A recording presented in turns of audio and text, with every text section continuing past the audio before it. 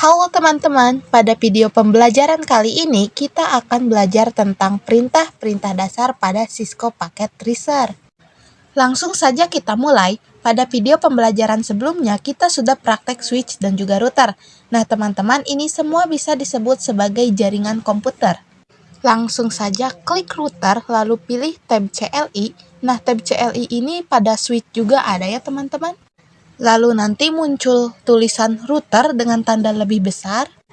Tanda lebih besar ini artinya teman-teman masuk pada mode user. Klik tanda tanya lalu enter untuk melihat fitur-fitur atau komen yang ada pada mode user. Ada juga yang namanya mode privilege, di mana jika teman-teman ingin masuk pada mode privilege, maka dari mode user teman-teman ketikkan enable atau bisa disingkat dengan N.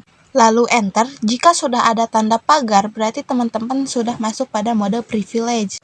Bisa kembali ketikkan tanda tanya untuk melihat fitur-fitur atau komen-komen yang ada pada mode privilege.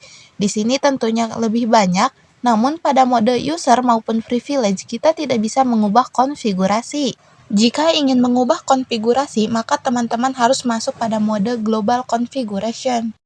Caranya, teman-teman bisa memasukkan komen config T atau disingkat conf T, lalu enter. Jika sudah muncul tulisan router dalam kurung config tanda pagar, artinya teman-teman sudah masuk pada mode global configuration. Jika ingin kembali pada mode sebelumnya, kita tinggal ketikkan exit atau X saja. Selanjutnya, jika hasil konfigurasi teman-teman tidak ingin dilihat oleh orang lain, maka teman-teman bisa menerapkan password encryption. Caranya, masuk pada mode global configuration, lalu masukkan perintah enable password. Di sini passwordnya saya contohnya menggunakan 123. Lalu exit. Lalu kita masukkan perintah sauran untuk melihat password yang telah dibuat. Nah, ada, maka kita langsung kembali saja. Nah, di sini kita coba masuk kembali, ketikkan enable.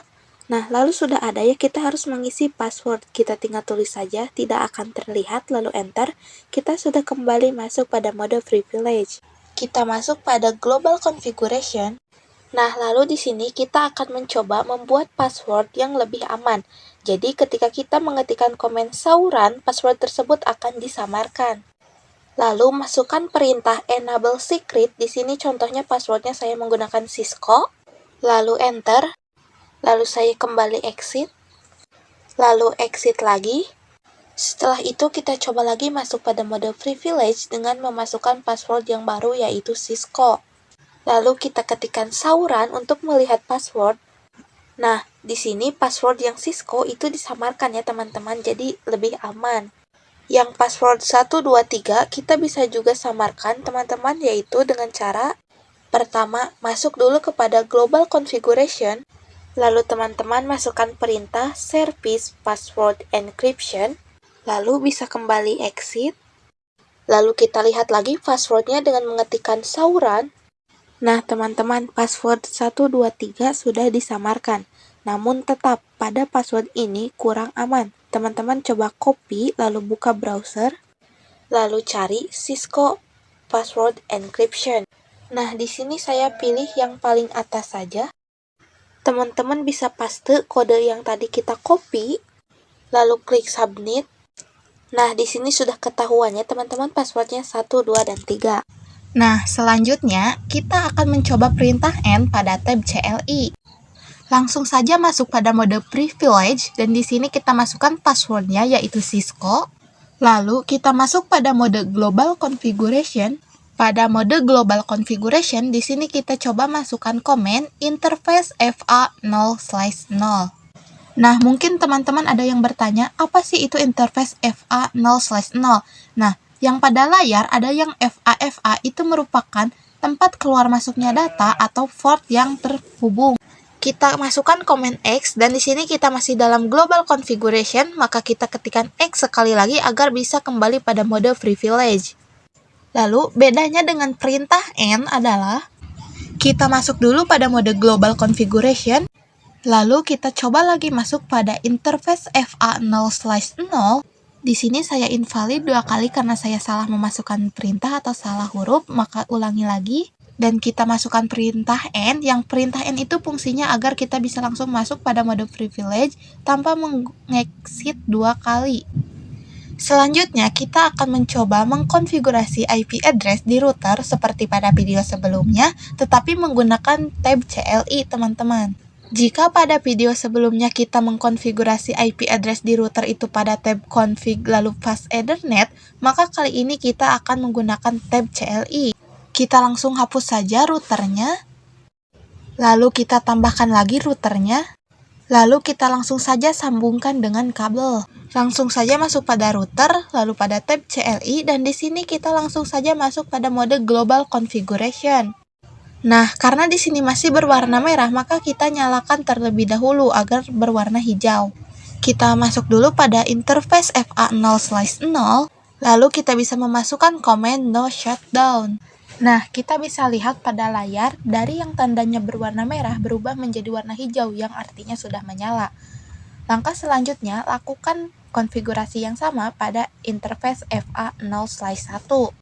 Nah, jika sudah menyala atau sudah hijau, maka kita bisa melanjutkan untuk mengkonfigurasi IP address. Nah, kita tinggal masukkan IP yang sudah kita buat, yaitu /65 untuk blok subnet yang kelima, dan juga /1 untuk blok subnet yang ke-1. Mari kita langsung saja masuk pada global configuration, lalu masuk pada interface FA0/0.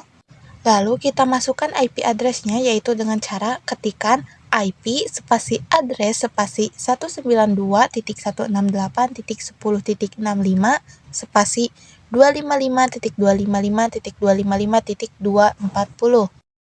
Lalu enter. Lalu kita X untuk keluar.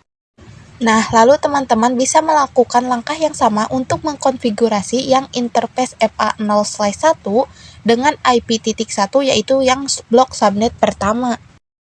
Lalu kita exit.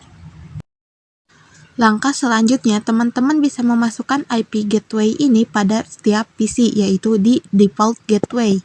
Nah, jika sudah, kita coba saja langsung ping. Di sini saya mencoba memping dari komputer A ke komputer Z. Biasanya untuk permulaan itu pilot, teman-teman. Lalu kita bisa coba lagi ping dari komputer A ke komputer Z dan hasilnya successful. Selanjutnya adalah meremote Cisco. Jika kita meremote Cisco Real Device, maka kita membutuhkan kabel konsol untuk menghubungkan switch dengan komputer atau laptop. Namun, jika meremote di aplikasi Cisco Packet Tracer, nah, teman-teman bisa tambahkan satu switch dan satu PC. Kita sambungkan dengan kabel konsol, yaitu yang berwarna biru. Tinggal klik pada switch, lalu pilih port konsol. Setelah itu sambungkan pada PC, lalu pilih yang RS232. Untuk konfigurasinya, teman-teman bisa klik switch, lalu pilih tab CLI. Atau teman-teman juga bisa konfigurasi di PC, yaitu klik PC, lalu pilih desktop dan pilih terminal. Di sini kita on saja.